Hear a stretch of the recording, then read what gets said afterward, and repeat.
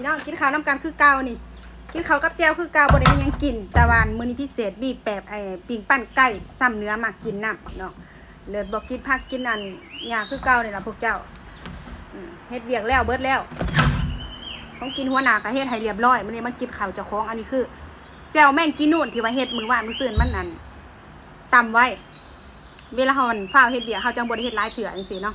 บางทีอันหัวหน้าเพิ่นใส่เวียกใส่งานจังซี่เฮาก็ฟ้าวกินแล้วก็ฟ้าวไปแต่ว่านี่คือช่วงอันพักเที่ยงเนาะเพิ่นกินเบิดแล้วเหลือแต่เฮานี่แหละเฮาก็มากินผัก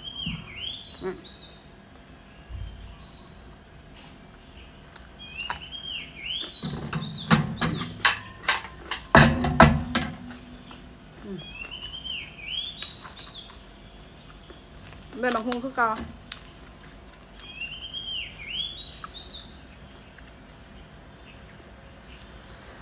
แซ่บ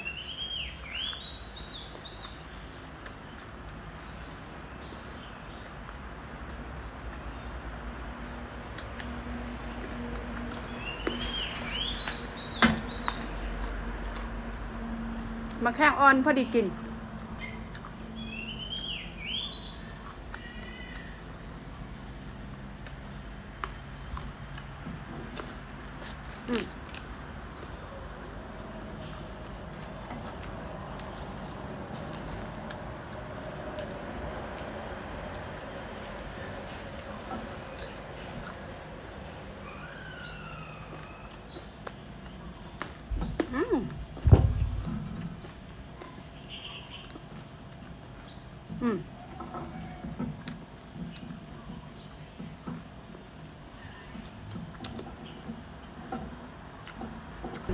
มีไผ่หูหรือยังว่าใบบักฮุงกับบักแข้ง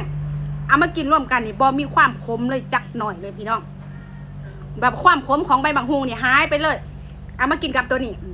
กินใบบักฮุงแล้วกินตัวนี้ตามเข้าไปบ่มีความขมเลยผู้ใดบ่เคยกินลองไปชิมมึงเด้อ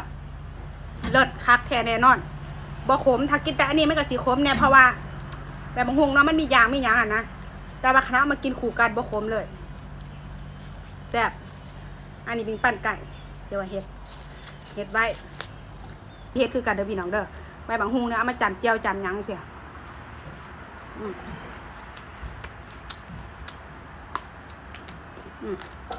บ่ขม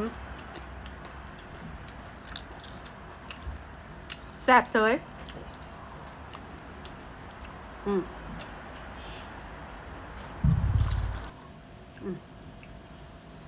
โอ้ยหอมคักใบอันนี้ก็กินได้เด้อ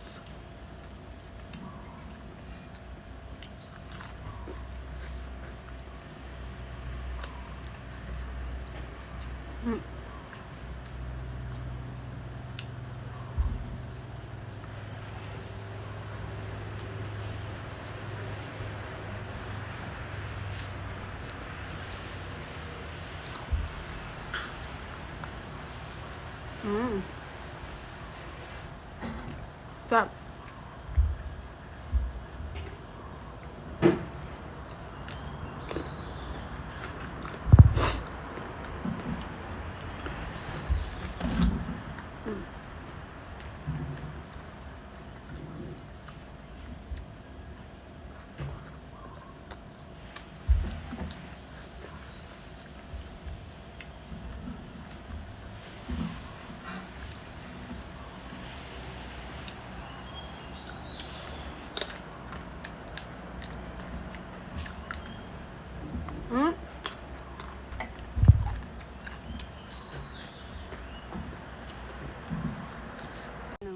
มีแมงวันตัวหนึ่งพี่น้องเอ้ย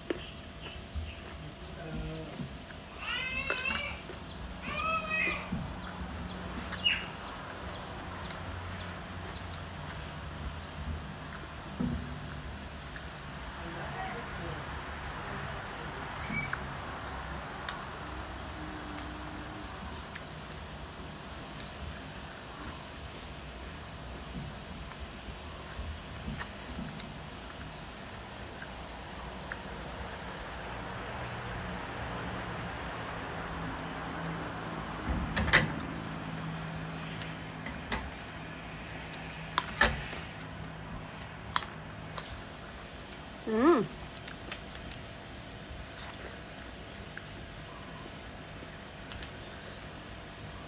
นี่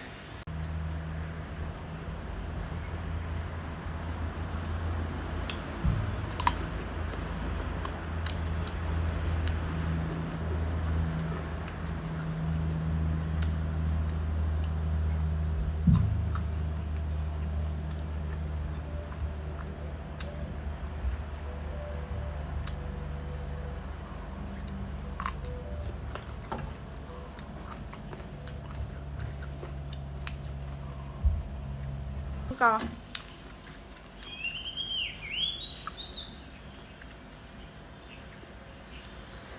แซ่บแซ่บ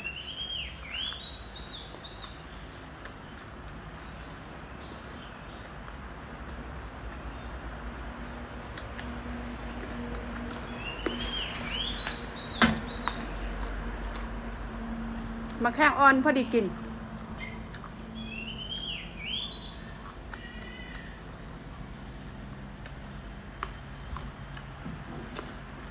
อืม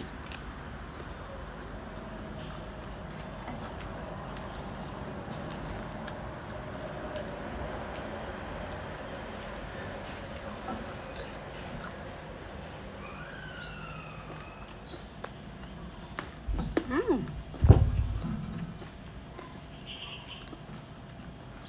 อืม